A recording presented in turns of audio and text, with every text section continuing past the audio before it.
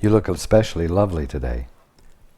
Oh, well, the dress I'm wearing was only $5.95 at the store.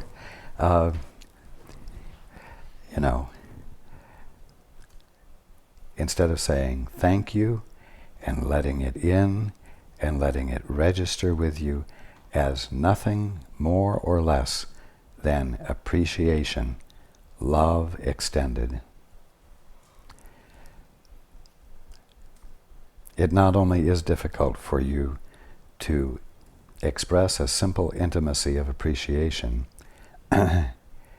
it's hard for you to let appreciation or love in and register with you without messing with it at least a little bit to keep it from being clearly what it is.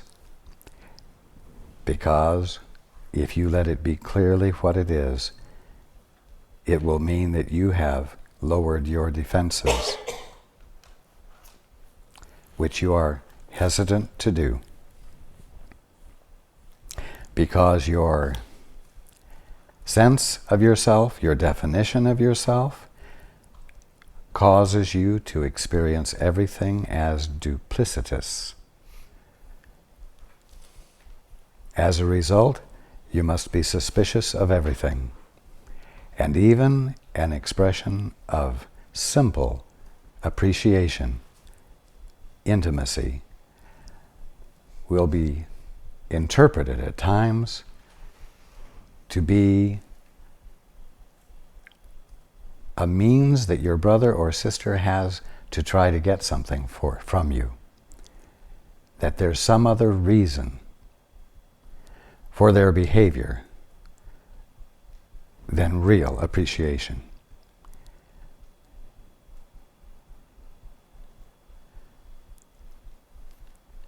This is very important. Your conflicted way of looking at everything causes you to be sure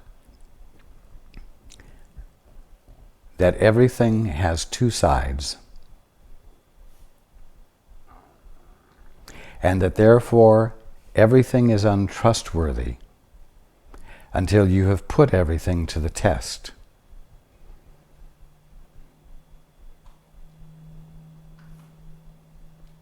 And even then, you're not so sure. Now, find ways to express appreciation. Why? Not because your brother needs it, even though your brother does, but because you need to break the habit of maintaining your isolation.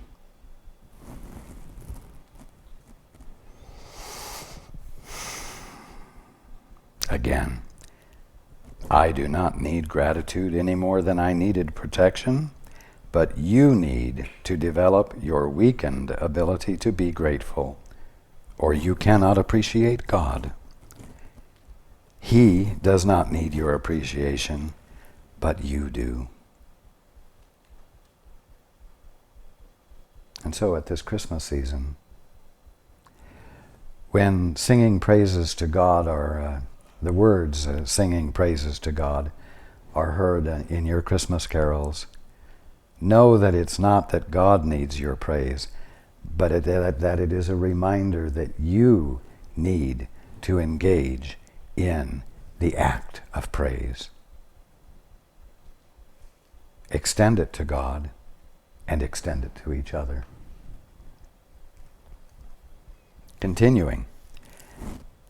You cannot love what you do not appreciate, and fear makes appreciation impossible.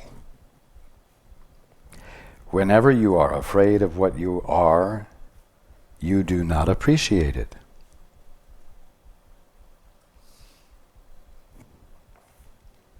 Whenever you are afraid of what you are, you do not appreciate it.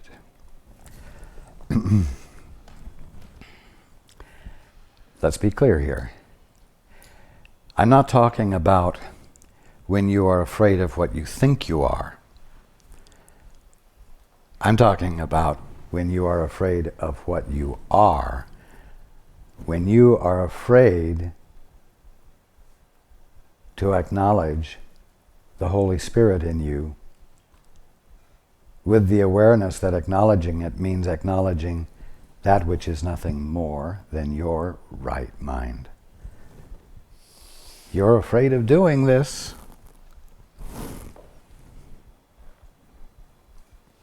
And, quote, whenever you are afraid of what you are, you do not appreciate it, and will therefore reject it. As a result, you will teach rejection. Fortunately, the Holy Spirit is not amenable to your projection on it. And because it is you, it cannot abandon you. And so it remains you in your truth, you in your reality. Busy, forever busy, insinuating itself into your awareness, attracting you to let it in, which means attracting you to a forever better experience of what you truly are. Continuing, the power of the sons of God is operating all the time because they were created as creators. Their influence on each other is without limit and must be used for their joint salvation. Right now, you're using that for the purpose of reaffirming, reestablishing, and confirming separation. And it's called war, and it's called not saying, thank you for being here for me.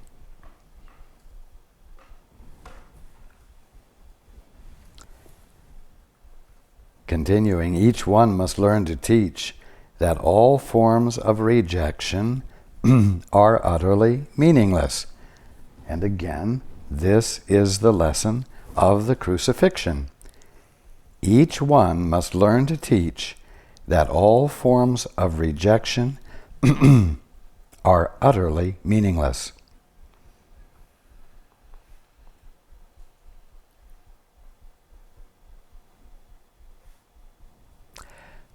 The separation is the notion of rejection. Father, I'd rather see it my way. Don't call me, I'll call you.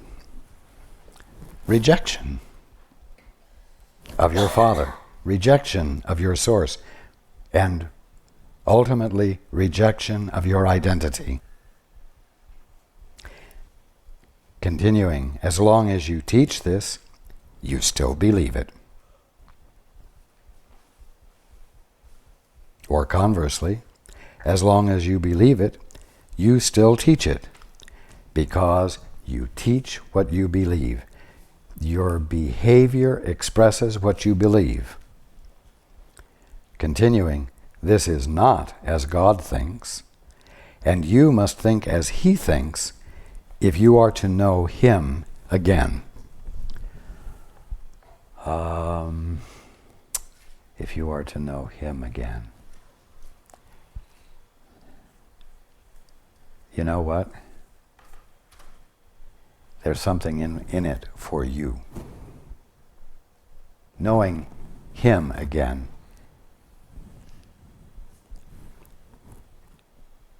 is inseparable from a gift that you will experience.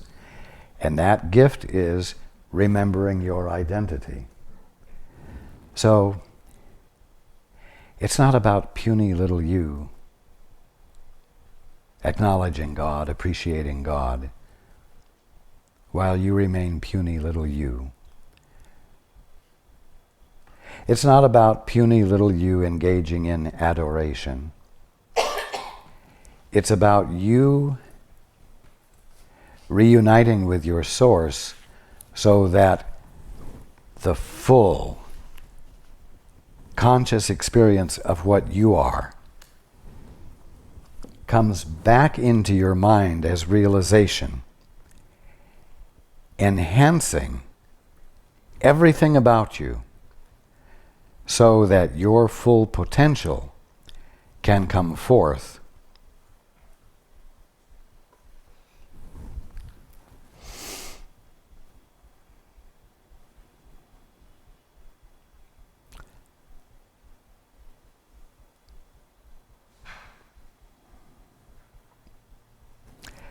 You must think as he thinks if you are to know him again. And if you want to know yourself again. There must be a reconciliation that undoes the bill of divorcement. And when that bill of divorcement is annulled, you come into the full use of your right mind and wake up. And dreams and illusions cease.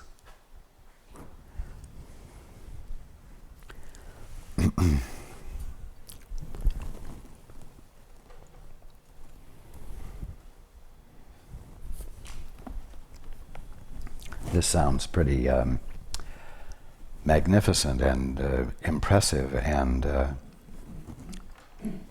major, if you will.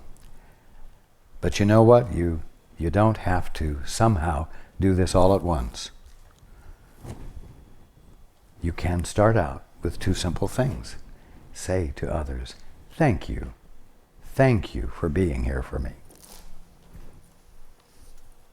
Thank you for doing what you do. And remember, look them in the eye when you say it. Look them in the eye when you say it.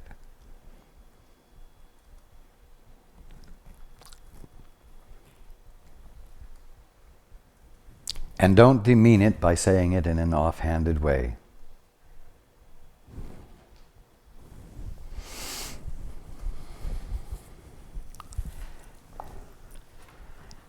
Teach only love, for that is what you are.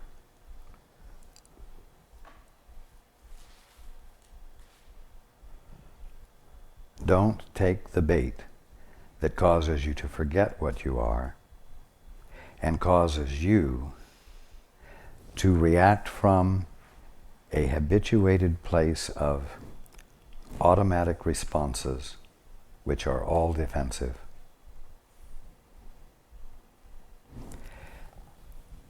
And I want to point out something else to you.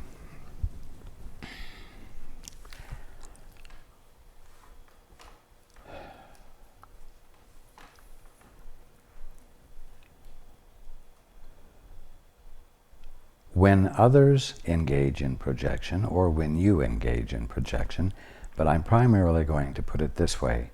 When others engage in projection and project upon you the fact that they've forgotten who they are and therefore can't see you except in a conflicted way, they will always call your ego into question. They will always make some remark that will twist what may have been a perfectly clear expression of love into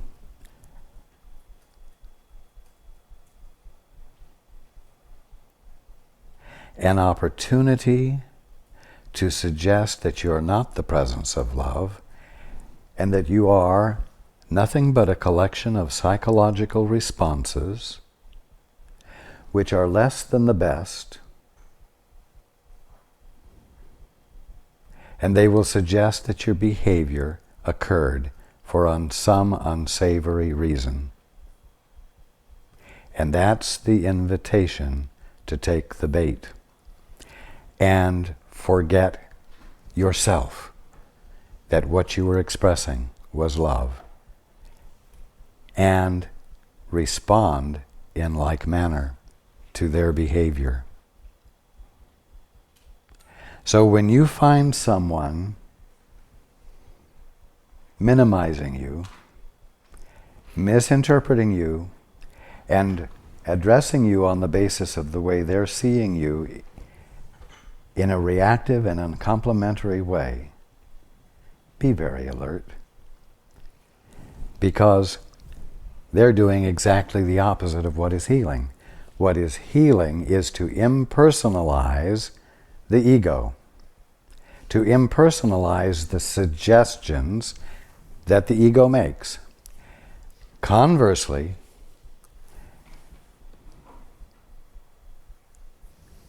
the use of projection is to personalize your behavior and twist it into something that it is not. And of course, that's always experienced as insulting. Oh, insulting to what? Insulting to nothing if you didn't take the bait. But if you take the bait and forget what you are and forget what you were meaning, you will identify with the definition of yourself, and you will immediately move into defensive mode, attack mode, retaliation mode. And now you've both fallen into the ditch. And you're the blind leading the blind, which means that all that can follow is bumping into this, that, and the other thing and skinning your shin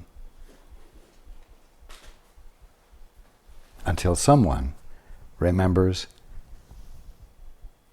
that they took the bait and then consciously steps back prior to that point, remembering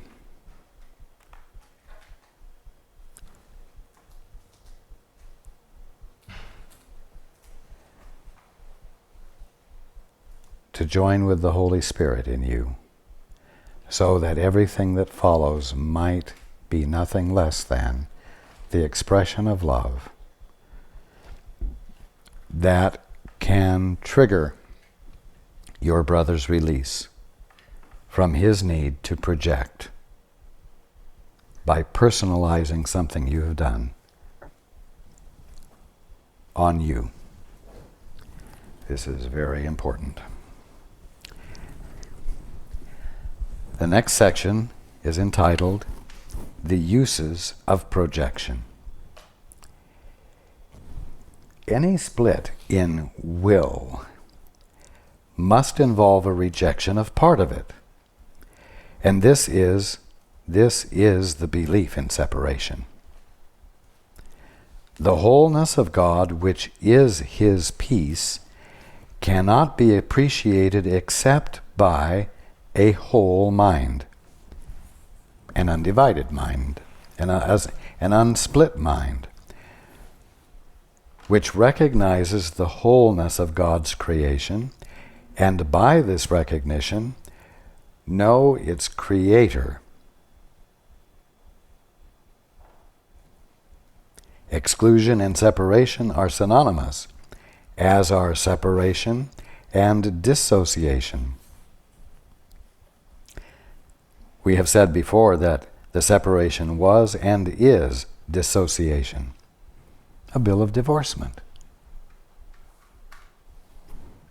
I choose no longer to be associated with you. I choose to imagine that I'm no longer associated with you. I choose to imagine that I can be no longer associated with you. And I choose to imagine that I am now no longer associated with you. See you later, buddy. I'm on my way. Continuing, we have said before that the separation was and is dissociation, and also that once it had occurred, projection became its main defense, or the device that keeps it going. The reason, however, may not be as clear as you think.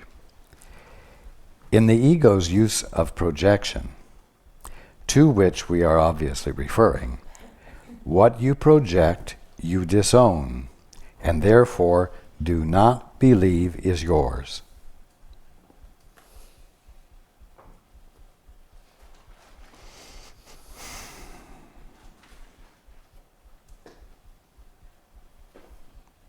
If you have an inferiority complex, or if you just feel inferior without it being full-blown into a complex, that is the lens through which you will observe everything.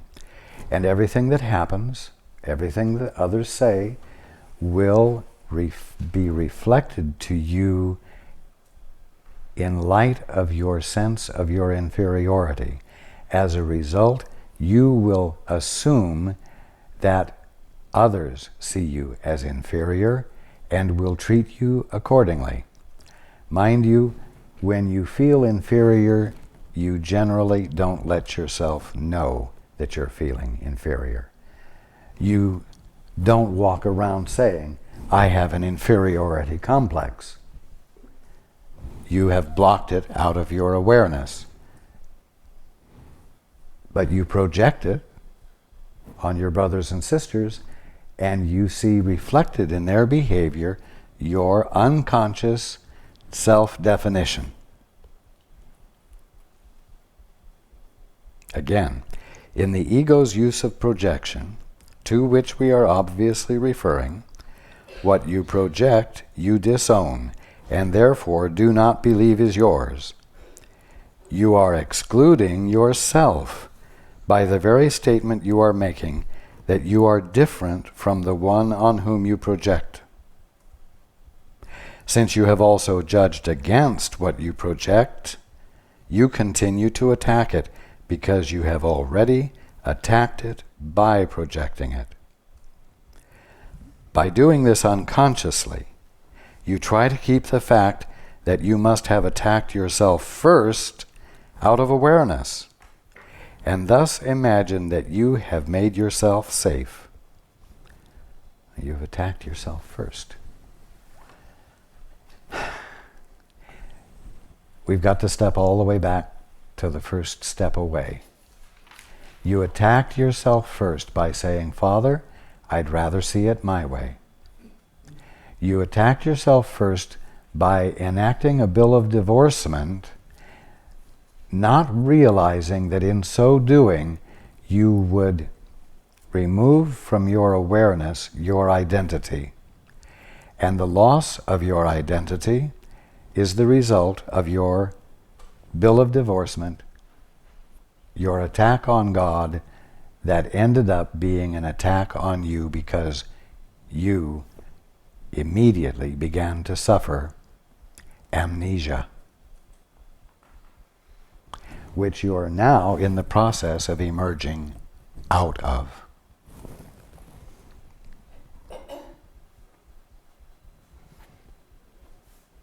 Continuing, projection will always hurt you. It reinforces your belief in your own split mind, and its only purpose is to keep the separation going. It is solely a device of the ego to make you feel different from your brothers and separated from them. The ego justifies this on the wholly spurious grounds that it makes you seem better than they are, thus obscuring your equality with them still further.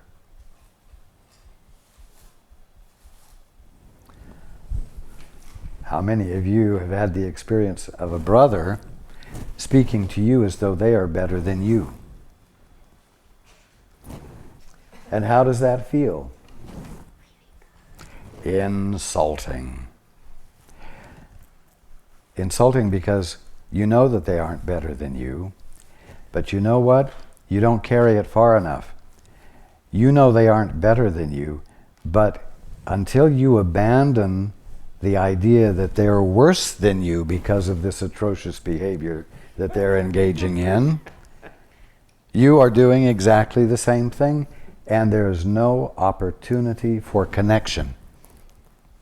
And therefore, there's no opportunity for healing of a separation that isn't real. And this absolutely inhibits communion, oneness with your brother, harmony.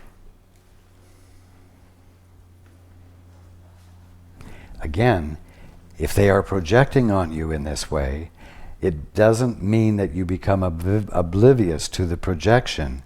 It just means that you address it from that which is nothing more than your right mind, so that you respond to the call for love with love. You need to learn to emphasize a different word in the phrase, a call for love. Right now you tend to emphasize the word call, and the word call represents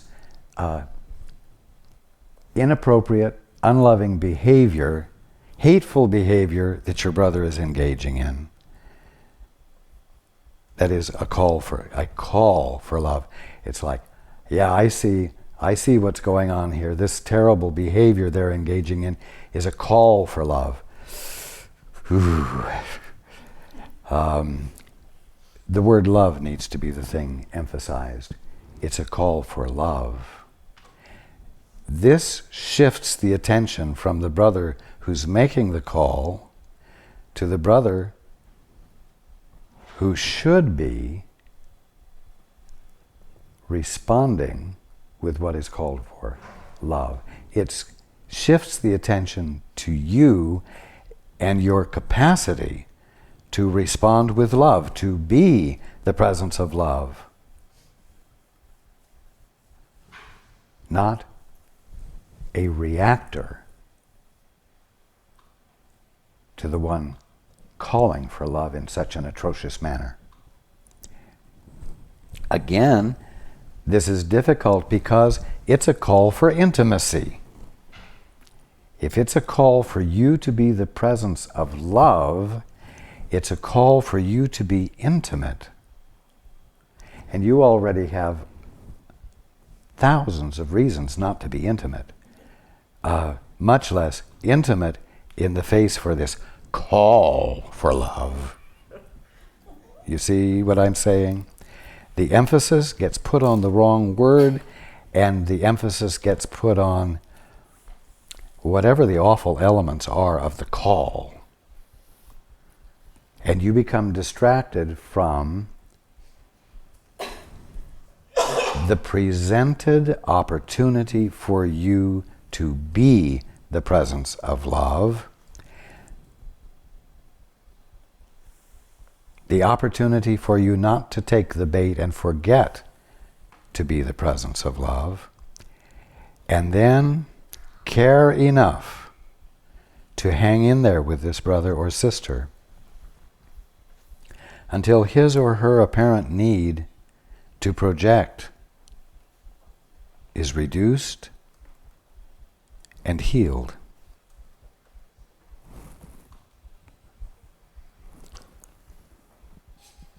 Continuing. Projection and attack are inevitably related because projection is always a means of justifying attack. Anger without projection is impossible.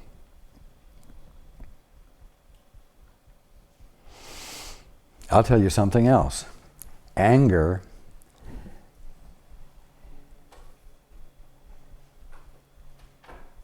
would be impossible if you had a sensationless body, just as fear would be impossible if you had a sensationless body.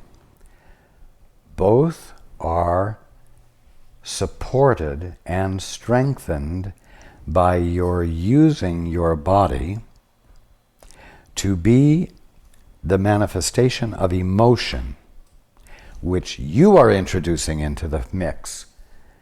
It is not something that the call for love ever introduces into the mix.